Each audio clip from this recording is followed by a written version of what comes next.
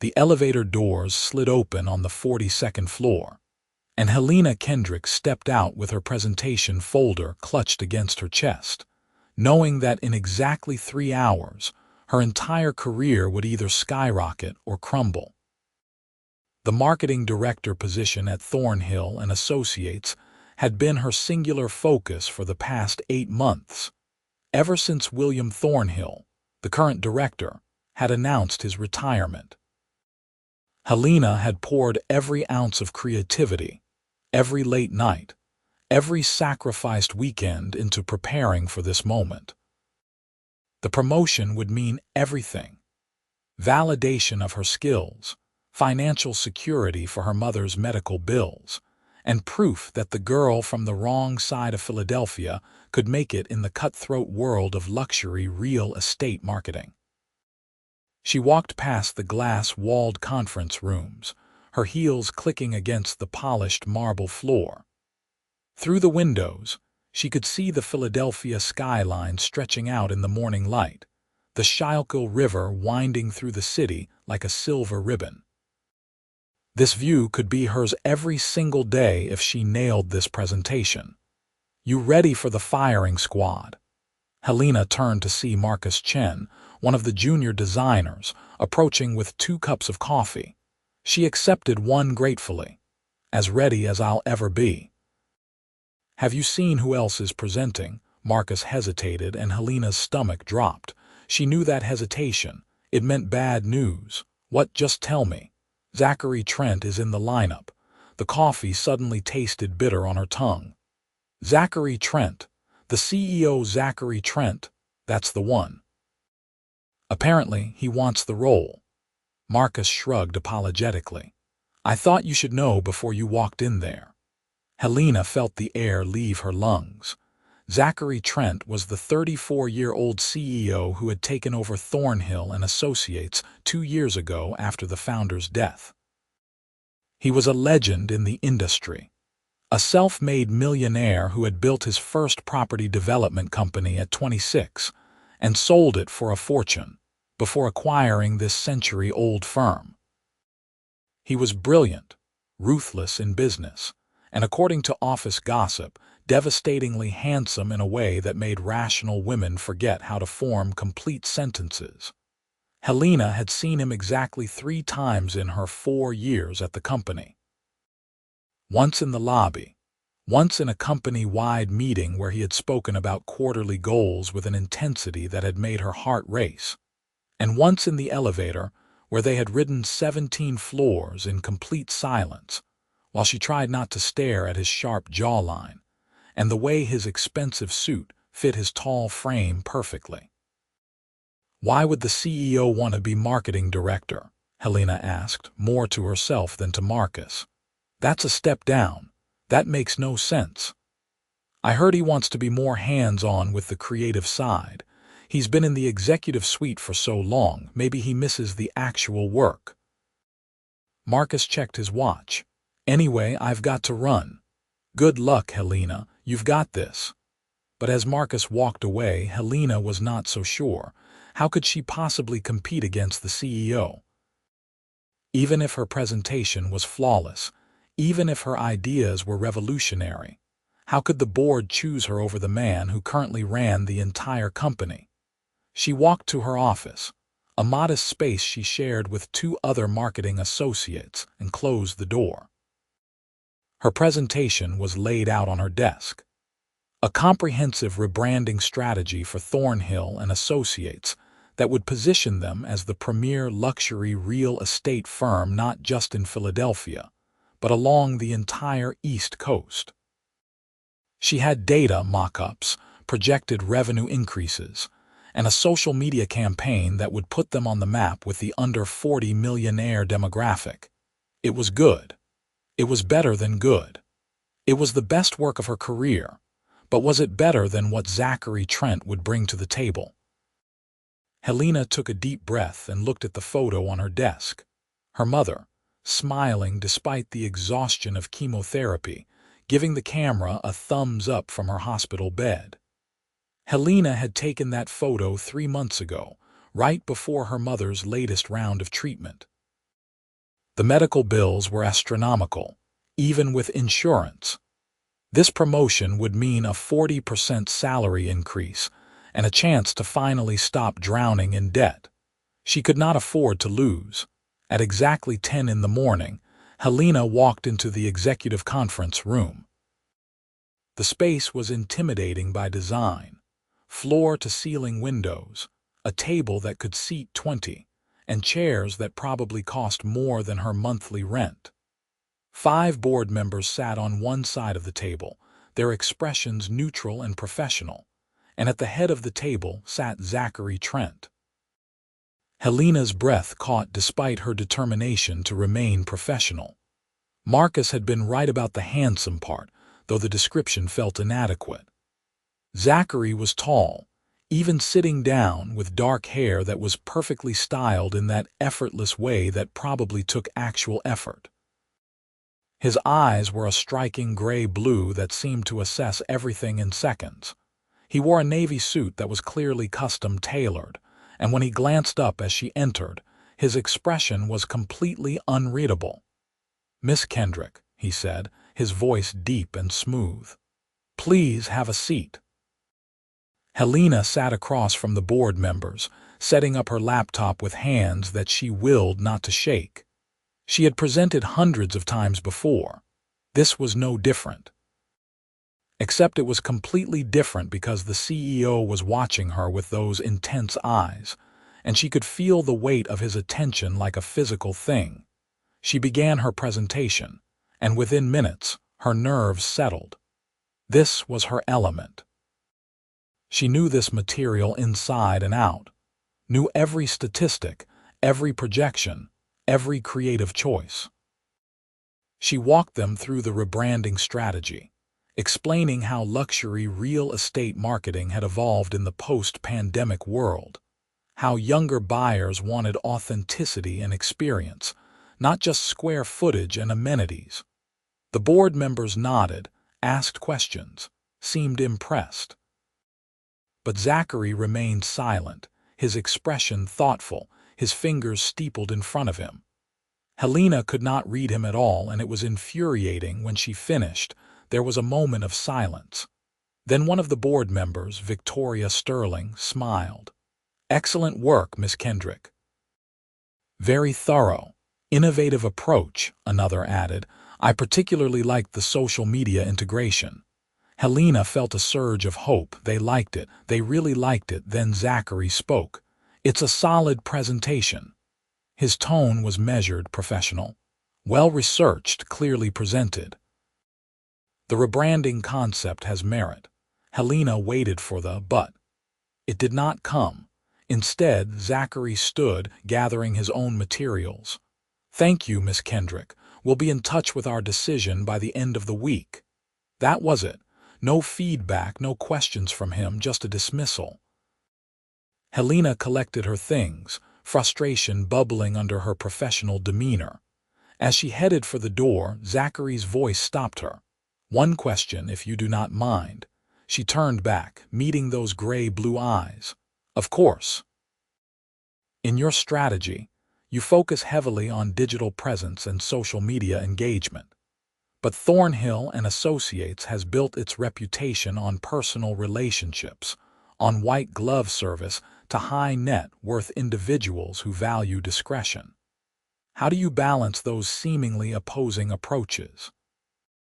It was a good question, a really good question, and Helena respected him for asking it. "I do not see them as opposing," she said, stepping back toward the table. "I see them as complementary. Yes, our traditional clients value discretion and personal service, and we would never compromise that. But the next generation of luxury buyers, the tech entrepreneurs and venture capitalists in their 30s and 40s, they research everything online before they ever contact an agent. If we're not visible in those spaces, if we do not have a compelling digital presence, we will never even get the chance to show them our white glove service. We need both to survive in the current market." Zachary held her gaze for a long moment, and Helena could have sworn she saw something flicker in his eyes. Approval, Interest? She could not tell. Fair point, he said finally. Thank you, Miss Kendrick. Helena left the conference room with her heart pounding. She had held her own against the CEO. That had to count for something. Over the next 2 days, Helena threw herself into her regular work, trying not to obsess over the promotion decision. She refinished a pitch for a new luxury condo development in Rittenhouse Square, consulted with the photography team about listing photos, and reviewed copy for the company's quarterly newsletter. But her mind kept drifting back to that conference room, to Zachary's piercing questions, to the way he had looked at her like he could see straight through to her thoughts. On Wednesday afternoon, her phone buzzed with a message from the executive assistant. Mr. Trent would like to see you in his office at 4 o'clock. Helena's stomach flipped. This was it. He was going to tell her personally that she did not get the job. That's what CEOs did, right? They delivered bad news face to soften the blow. She took the elevator to the 45th floor, where the executive offices occupied prime real estate with views that probably cost more per square foot than most people's homes. Zachary's assistant, a polished woman in her 50s named Patricia, smiled warmly and gestured toward the double doors. Go right in. He's expecting you. Helena knocked once and entered. Zachary's office was stunning but surprisingly understated. No ego wall of awards or photos with celebrities. Just clean lines, modern furniture, and floor-to-ceiling bookshelves filled with what looked like actual books, not just decorative spines. Zachary stood by the windows, his back to her, hands in his pockets as he gazed out at the city. Miss Kendrick, thank you for coming. He turned, and Helena was struck again by how commanding his presence was. He gestured to the sitting area by the windows, 2 leather chairs and a low table. Please sit. Helena sat, folding her hands in her lap to keep from fidgeting. Zachary took the chair across from her, and for a moment, they just looked at each other. I wanted to speak with you before the board makes their final decision, he began. Your presentation was impressive. The board was quite taken with your ideas. Thank you, Helena managed, though her throat felt tight. I want to be direct with you. Zachary leaned forward slightly, his elbows on his knees, those intense eyes focused on her. I'm going to accept the marketing director position. The board is going to offer it to me, and I'm going to take it. Helena felt her world tilt. She had known it was possible, probable even, but hearing it stated so matter-of-factly felt like a punch to the gut. She forced herself to nod. I see. Thank you for telling me. Let me finish. His voice was firm but not unkind.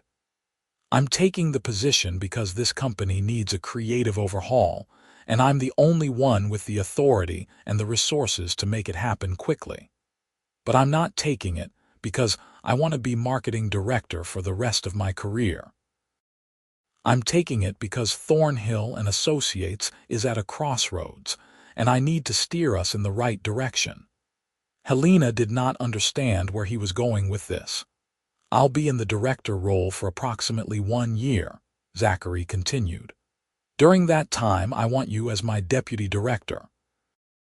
You'll work directly with me on every major initiative, learn every aspect of the department, and when the year is up, I'll step back into pure executive leadership, and you'll take over as director. Helena stared at him, certain she had misheard. You want me to be your deputy director? That's correct. The board agrees it is the best solution. You get the experience and mentorship you need. I get to implement the changes this company desperately requires, and in a year, you will be more than ready to lead the department on your own. It was not what she had wanted. She had wanted the promotion now, the validation now, the salary increase now. But as she processed his words, Helena realized this might actually be better. Working directly with Zachary Trent, learning from one of the most successful minds in the industry, would be worth more than any title. "What's the salary for deputy director?" she asked, because she could not afford to be idealistic about this. She had bills to pay. Zachary named a figure that was 30% higher than her current salary and only 10% less than what the director position would have paid. It was enough. It would be enough to help her mother to start paying down debt to breathe a little easier. "I accept," Helena said before she could second-guess herself. "When do I start?" For the first time since she had met him, Zachary smiled. It was a small smile, barely there, but it transformed his face from intimidating to something almost approachable. "Monday. We have a lot of work to do." Helena left his office feeling like she had just stepped onto a roller coaster. This was not what she had planned, but maybe it was what she needed. Monday morning arrived with a snowstorm that blanketed Philadelphia in white. Helena arrived at the office early, shaking snow from her coat and stamping her boots in the lobby. She took the elevator to the 42nd floor, but instead of going to her old shared office, she followed Patricia's instructions from Friday and headed to her new space. The deputy director's office was small but private, with a window view and a door that actually closed. It was adjacent to the marketing director's office, which meant adjacent to wherever Zachary would be setting up. Helena had barely settled in when there was a knock, and Zachary appeared in her doorway, 2 cups of coffee in hand. "Cream, no sugar, right?" he said, offering her one. Helena took it, surprised. "How did you know I pay attention?" He took a sip of his own coffee. Ready for your first day, they spent the morning reviewing the current marketing budget, and Helena was shocked by how hands-on Zachary was. She had expected him to delegate, to manage from a distance, but he dove into every detail, questioned every line item, and challenged assumptions she had never thought to question. It was exhilarating and exhausting in equal measure. "This is a waste of money," Zachary said, pointing to a quarterly magazine spread the company had been running for 5 years. "Who reads print magazines anymore? And even if they do, our target demographic is not looking at real estate magazines. They are on Instagram, on YouTube, on TikTok." "You want us to make TikToks?" Helena could not quite hide her skepticism. "I want us to be where our clients are." Zachary leaned back in his chair, studying her. "You said as much in your presentation, but you did not go far enough. We should not just have a presence on these platforms. We should dominate them. Luxury lifestyle content, behind the scenes of high-end properties, interviews with architects and designers. We should be the authority on luxury living in the digital space." Helena's mind was already racing with ideas. "We would need to hire a content creator. Someone who understands the platforms natively. So hire one. You have budget approval up to $50,000 without needing my sign-off. Anything larger, run it by me first. $50,000 in discretionary budget." Helena had never had that kind of authority before. "You are really giving me that much autonomy. I hired you because I trust your judgment. If I micromanage every decision, what's the point?" Zachary stood, stretching slightly. "I have a board meeting at 2. Can you pull together a preliminary content strategy for digital expansion by Wednesday? Does not need to be perfect, just directional. I can do that." "Good." He paused at the door, glancing back. "And Helena, thank you for taking a chance on this arrangement. I know it was not what you initially wanted." The use of her first name surprised her. Made something flutter in her chest that she firmly told herself was just professional appreciation. "Thank you for the opportunity, Mr. Trent." "Zachary," he corrected. "If we are going to work this closely together, let's skip the formalities." After he left, Helena sat in her new office, staring at her computer screen without really seeing it.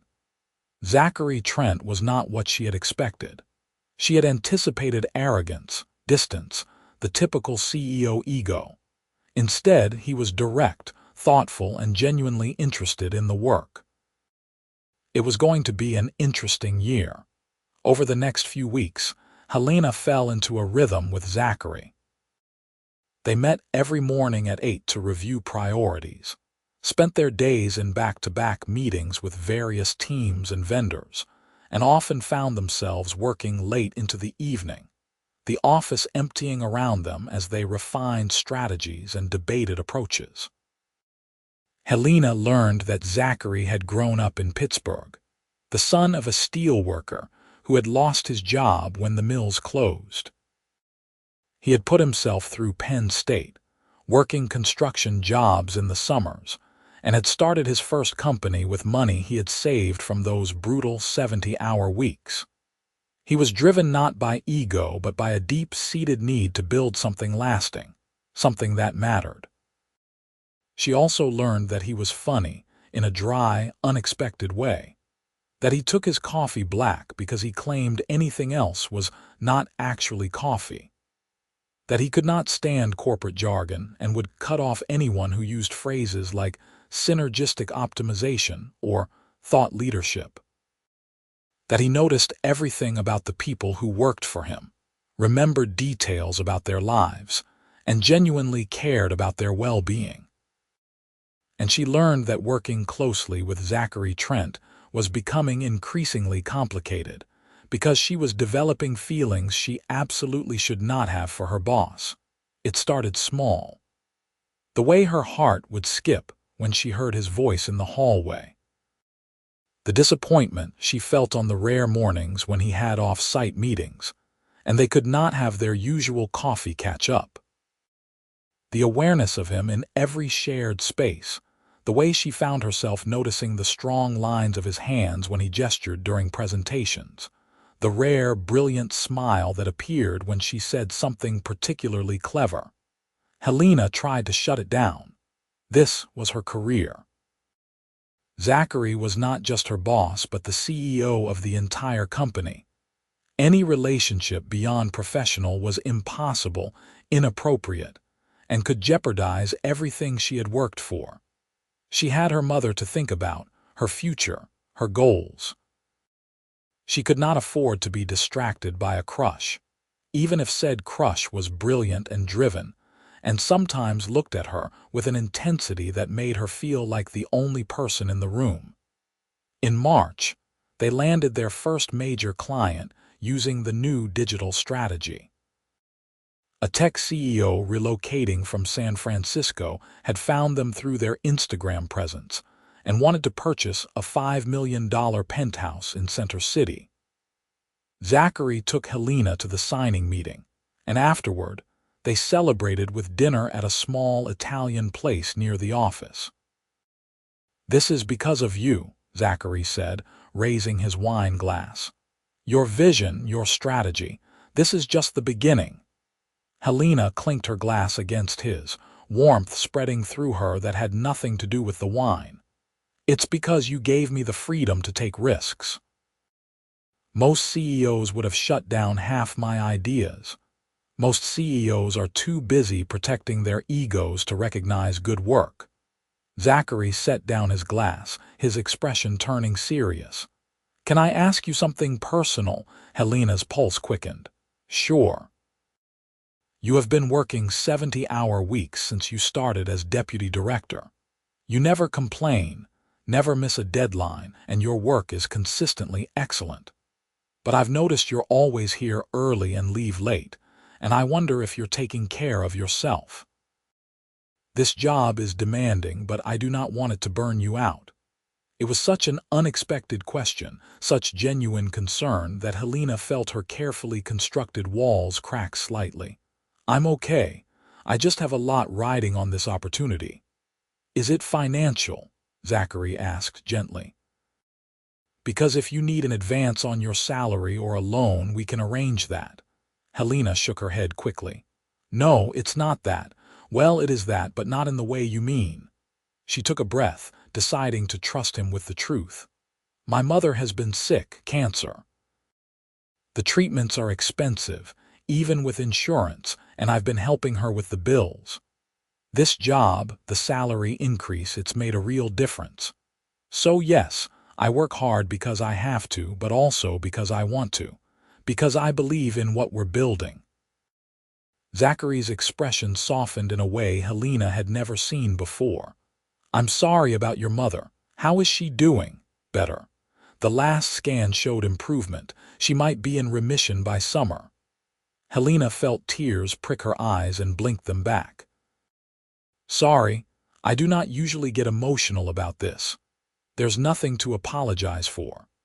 Zachary reached across the table, and for a moment Helena thought he might take her hand, but he just picked up the wine bottle and refilled her glass. Family is everything. The fact that you're working this hard to help your mother shows the kind of person you are. That night, lying in bed in her small apartment, Helena replayed the conversation over and over.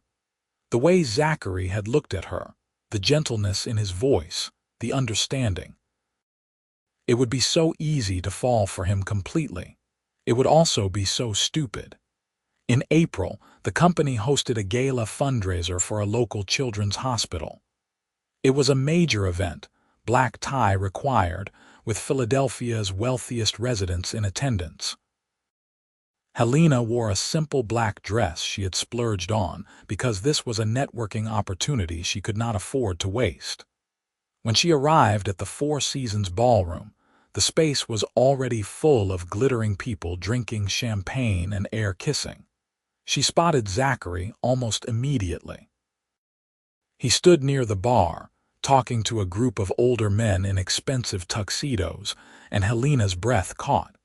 She had only ever seen him in business suits. The tuxedo was something else entirely. He looked like he belonged in a movie, all sharp angles and confident elegance. As if sensing her gaze, Zachary looked up, and their eyes met across the crowded room. He excused himself from his conversation and walked toward her, and Helena was suddenly very aware of every person watching them. "You look beautiful," he said when he reached her, and the compliment felt different from standard networking flattery. It felt real. "Thank you. You clean up pretty well yourself." That almost smile appeared. "Come on, there are some people I want you to meet." They spent the evening working the room together, and Helena was struck by how seamlessly they functioned as a team.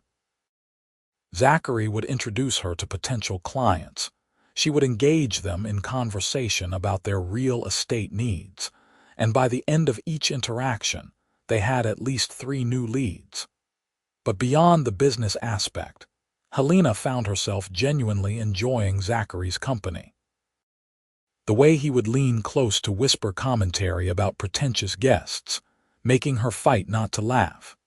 The way his hand would settle briefly on the small of her back as he guided her through the crowd, sending electricity up her spine. Late in the evening, the band started playing something slow, and couples drifted onto the dance floor. Helena stood at the edge, watching, when Zachary appeared beside her. "Dance with me," he said, and it was not quite a question. Helena knew she should say no. Dancing with your boss at a company event was one thing. Dancing with your boss when you had been fighting feelings for him for 3 months was dangerous. But she found herself nodding, found herself taking his extended hand. Zachary led her onto the floor and pulled her close, one hand at her waist, the other holding hers. They moved together easily, naturally, and Helena was hyper-aware of every point of contact between them. "You have been doing incredible work," Zachary said quietly, his breath warm against her ear. "I hope you know that. I learned from the best. I'm serious, Helena. When this year is up and you take over as director, this company is going to be in excellent hands." There was something in his voice, something that sounded almost like regret. Helena pulled back slightly to look at his face. "You'll still be here. I will still be able to learn from you. It won't be the same." His gray-blue eyes held hers. "I'll miss our morning meetings, the late nights working together, the way we can finish each other's thoughts during presentations." Helena's heart was hammering now. "Zachary, "I know," he said, and his hand tightened slightly at her waist. "Trust me, I know." The song ended and they stepped apart, the moment broken. But as Zachary escorted her back to their table, Helena's mind was reeling. Had that been an admission of feeling something? Or was she reading too much into a simple comment from a boss who appreciated his employee? In May, everything changed. The board announced they were considering a merger with a New York-based luxury real estate firm. And if it went through, there would be significant restructuring. Zachary became consumed with negotiations, spending half his time in New York, and Helena found herself running the marketing department almost entirely on her own. She missed him.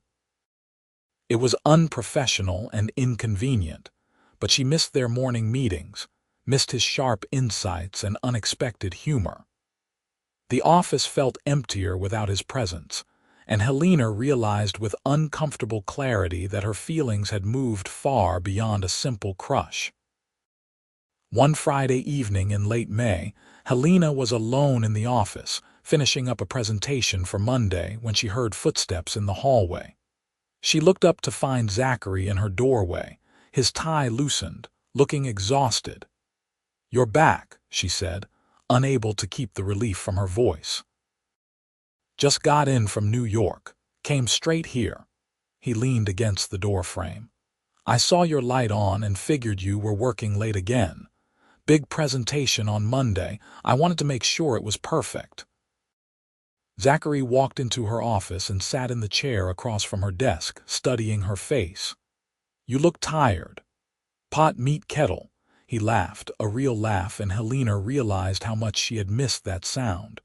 "Fair point. I am exhausted. These merger negotiations are killing me." "How's it going?" "Complicated. The New York firm wants control of creative direction, which would essentially make your role redundant. I'm fighting them on it, but I do not know if I'll win." Helena felt cold. Redundant as in they would eliminate the marketing director position, possibly. Or they would install their own person and move you to a junior role. Zachary's expression was tight with frustration. "I'm not going to let that happen. I'll walk away from the merger before I let them dismantle what we have built." "You cannot walk away from a major business deal because of one employee, Zachary. That's not good business." "It is not about good business." His voice was sharp, intense. "It's about principle, and it's about you." The air between them felt charged, dangerous. Helena stood, needing distance, needing to think. "I appreciate you fighting for me, but you have to do what's best for the company." Zachary stood too, moving around the desk until he was close enough that Helena could feel the heat of him. "What if what is best for the company and what I want are not the same thing?" Helena's breath caught. "What do you want?" For a long moment, Zachary just looked at her, and Helena saw the conflict in his eyes. Then he stepped back, running a hand through his hair. "I should go. You should finish your presentation and get some rest." He left before Helena could respond, and she sank back into her chair, her heart racing. Something had almost happened. Something that could not happen, should not happen, but that Helena desperately wanted anyway. The weekend passed in a blur of confused emotions and overthinking. By Monday, Helena had convinced herself she had imagined the tension in her office, that Zachary had simply been tired and stressed. But when she arrived at work, Patricia intercepted her before she could reach her office. "Zachary wants to see you immediately. He is in the executive conference room." Helena's stomach dropped. This was it. The merger had gone through, her position was being eliminated, everything was falling apart. She took the elevator to the 45th floor, her mind spinning through worst-case scenarios. When she entered the conference room, Zachary was alone, standing by the windows with his back to her. "You wanted to see me," he turned, and Helena was struck by the intensity in his expression. "I killed the merger." "What?" I told the New York firm that we're not interested, that Thornhill and Associates is going to remain independent. Zachary moved closer, his eyes never leaving hers. The board is furious. They think I'm letting personal feelings cloud my business judgment. Helena's heart was pounding so hard she could hear it. Are you? Yes. The single word hung between them, heavy with implication. Zachary, you cannot make business decisions based on protecting my job. That's insane. It's not just about protecting your job. He closed the remaining distance between them, and Helena had to tilt her head back to maintain eye contact. I killed the merger because I could not stand the thought of you leaving. Because I have spent the last 4 months trying to maintain professional boundaries and failing miserably. Because somewhere between morning coffee meetings and late-night strategy sessions, I fell completely in love with you, and I do not know what to do about it. Helena felt like all the air had left the room. You love me. I know I should not. You work for me. I'm your boss. It's completely inappropriate. Zachary's voice was rough with emotion. But I cannot keep pretending I do not feel what I feel. You're brilliant and driven and compassionate, and when you smile at me, I forget how to think. I look forward to Monday mornings because it means I get to see you. I volunteer for late nights because it means more time together. You have completely destroyed my professional objectivity, Helena Kendrick. Helena could not breathe, could not think beyond the fact that Zachary Trent, CEO and millionaire and the most incredible man she had ever met, was standing in front of her confessing his love. Say something, he said quietly. Tell me I am an idiot and this is completely inappropriate, and I just ruined the best working relationship I have ever had. I love you too, Helena whispered, and saying the words out loud felt like jumping off a cliff. I have been trying not to for months. I told myself it was just admiration, just respect for your intelligence and your vision, but I was lying to myself. I love you.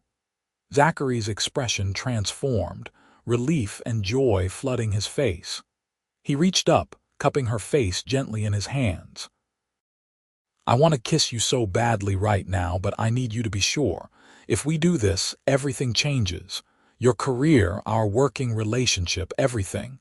I know. Helena covered his hands with hers, and I am sure.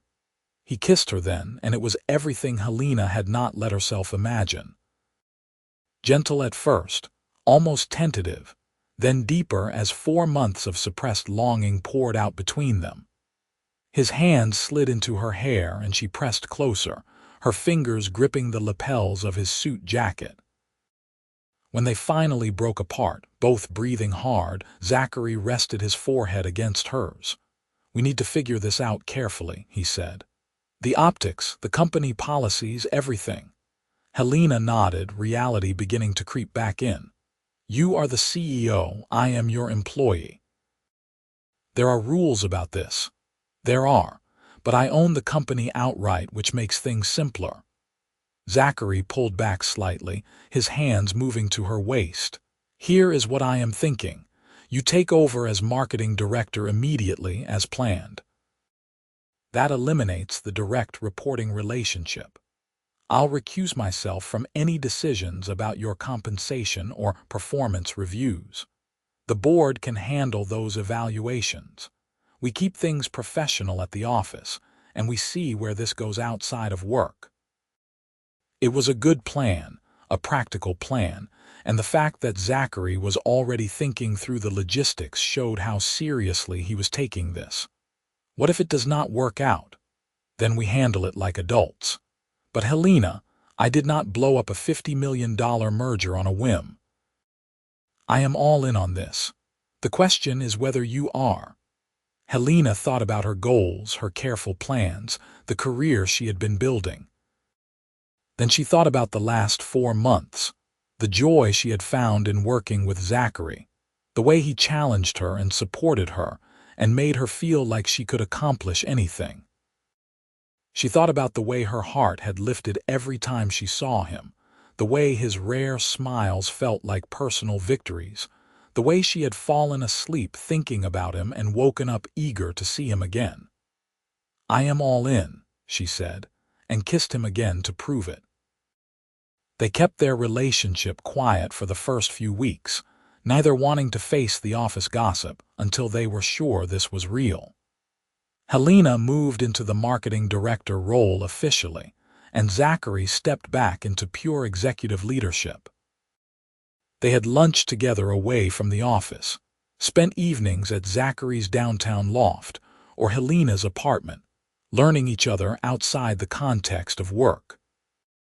Helena discovered that Zachary was an incredible cook, that he loved old movies and could quote entire scenes from The Godfather, that he ran 5 miles every morning before work, and that he was surprisingly sentimental about family, despite his driven exterior. He kept a photo of his parents on his nightstand, and when he talked about his father, who had passed away 3 years ago, his voice would soften with emotion. Zachary learned that Helena sang in the shower, that she was addicted to true crime podcasts, that she cried at every animal commercial, and that she called her mother every single night to check in. He met her mother in June, driving with Helena to the small house outside the city where she had grown up, and Helena watched in amazement as Zachary charmed her mom completely, insisting on fixing her leaky kitchen faucet and listening with genuine interest to stories about Helena's childhood. In July, they went public with their relationship at the company's summer picnic. They arrived together, and when Zachary took Helena's hand in front of the entire staff, the shock waves were immediate. But Zachary handled it with his usual directness, gathering everyone and explaining that he and Helena were in a relationship, that all proper protocols were in place to ensure no conflicts of interest, and that he expected everyone to treat Helena with the same professionalism and respect they always had. There was gossip, of course, speculation about whether Helena had slept her way to the director position. It stung, but Zachary was furious on her behalf, making it clear in no uncertain terms that anyone spreading such rumors would be terminated immediately.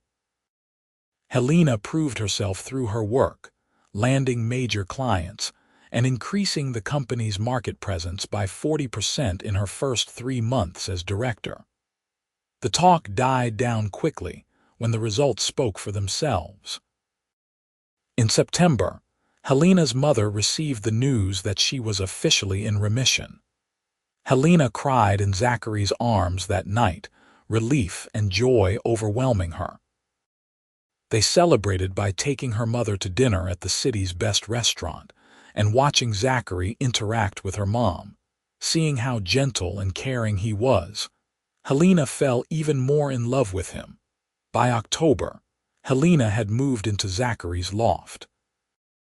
It happened gradually, with her spending more and more nights there, until keeping her apartment seemed pointless.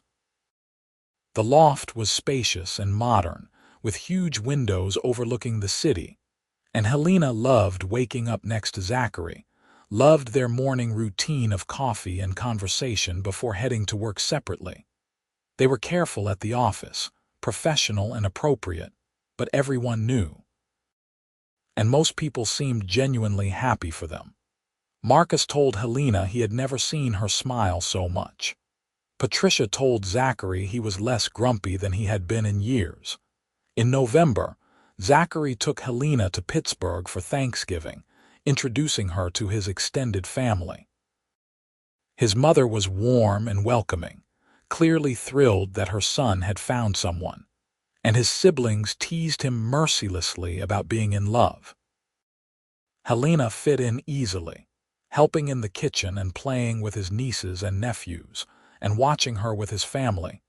Zachary knew with absolute certainty that she was the one. On Christmas Eve, they were at Helena's mother's house, decorating the tree and drinking hot chocolate when Zachary pulled Helena aside to the kitchen. "I have a gift for you," he said, his voice nervous in a way she had never heard. "We said we were exchanging gifts tomorrow morning. This cannot wait until tomorrow." Zachary took a small box from his pocket, and Helena's heart stopped. "Helena Kendrick, you have completely changed my life. You challenged me, frustrated me, impressed me, and made me fall so deeply in love that I cannot imagine a future without you in it. I know we have only been together for 7 months, but when you know, you know." He opened the box, revealing a stunning diamond ring, simple and elegant. "Will you marry me?" Helena's eyes filled with tears. "Yes, yes, absolutely yes." Zachary slid the ring onto her finger and kissed her while her mother cheered from the doorway, having obviously been listening the entire time.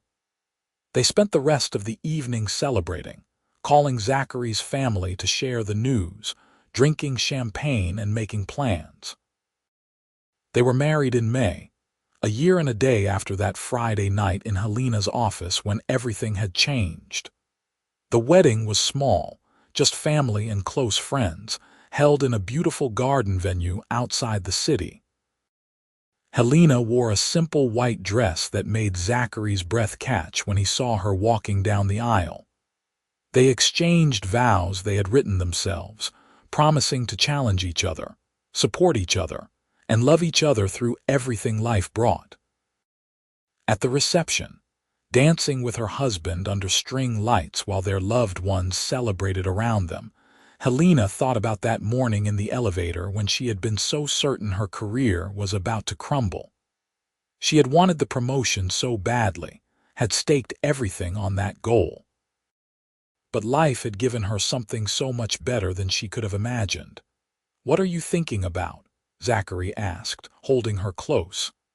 "That I am glad you won the promotion," Helena said honestly. "If you had not, we might never have worked together. I might never have really known you." Zachary smiled, that brilliant smile that still made her heart skip. "I offered you the deputy director role because I wanted to work with you, but I think even then, some part of me knew you were going to be important to me." "You offered me something better than the promotion," Helena said, echoing the thought that had been forming for months. "You offered me partnership, mentorship, and eventually your heart. I got everything I wanted and things I did not even know I needed. We're a good team, the best team." They kept dancing as the stars came out above them, surrounded by love and promise and a future full of possibilities. Helena still worked as marketing director at Thornhill and Associates, and she was brilliant at it. But now she went home every night to the man she loved, to conversations and laughter and a partnership that went far beyond professional. 2 years after their wedding, Helena gave birth to twin girls, Isabella and Emma.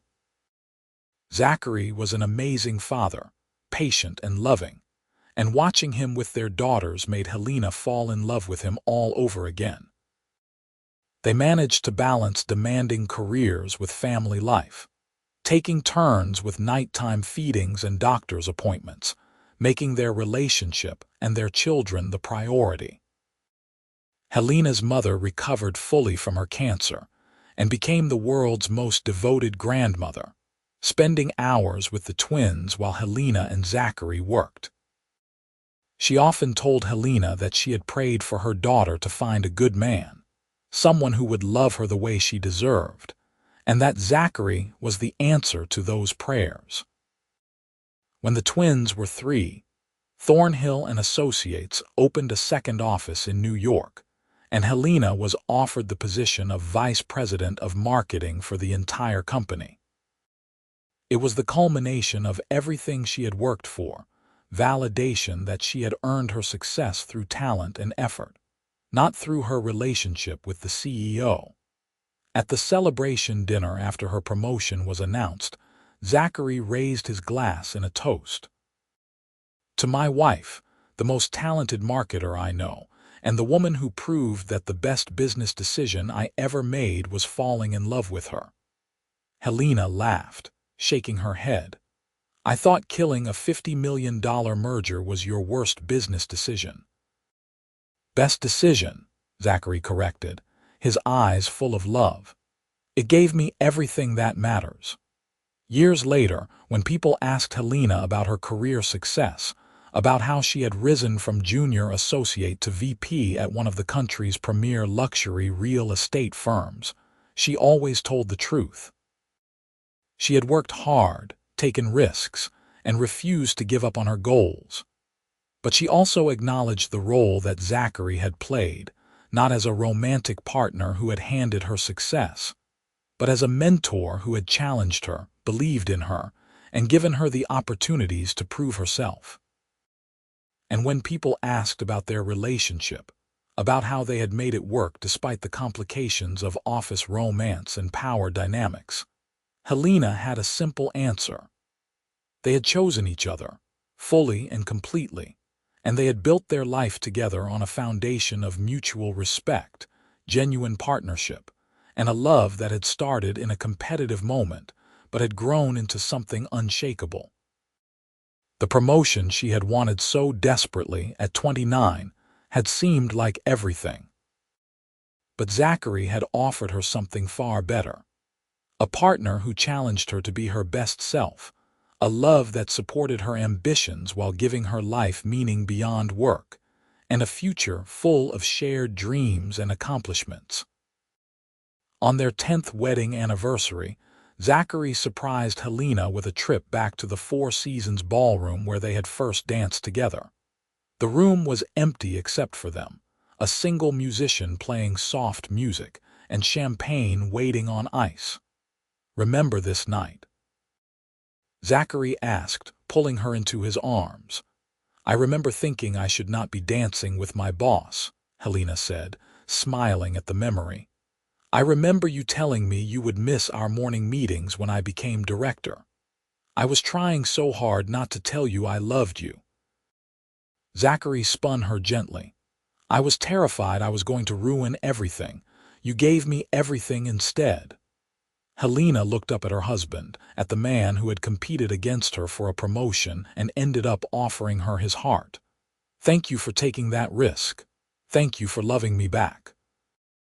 Zachary kissed her softly.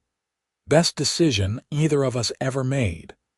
They danced together in the empty ballroom, two people who had found each other in the middle of competition and built a life full of love, success, and partnership. Helena had climbed the ladder through talent and determination, but she had found happiness through opening her heart to possibilities she had never anticipated. The girl who had stepped out of the elevator that snowy morning, terrified her career was over, had found something so much better than a promotion.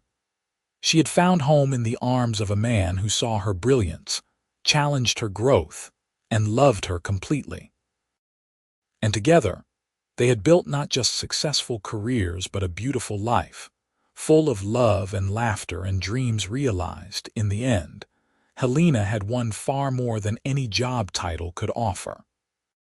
She had one partnership, passion, family, and a love story that had started with competition and transformed into the kind of romance that made her believe in happily ever after. Zachary had competed for the same promotion and won, but what he had offered Helena instead, his heart and his unwavering love, had been worth infinitely more than any professional title. And every morning, waking up beside him, watching their daughters grow, building a company and a life together, Helena was grateful that sometimes life's best gifts come wrapped in unexpected packages. She had wanted a promotion.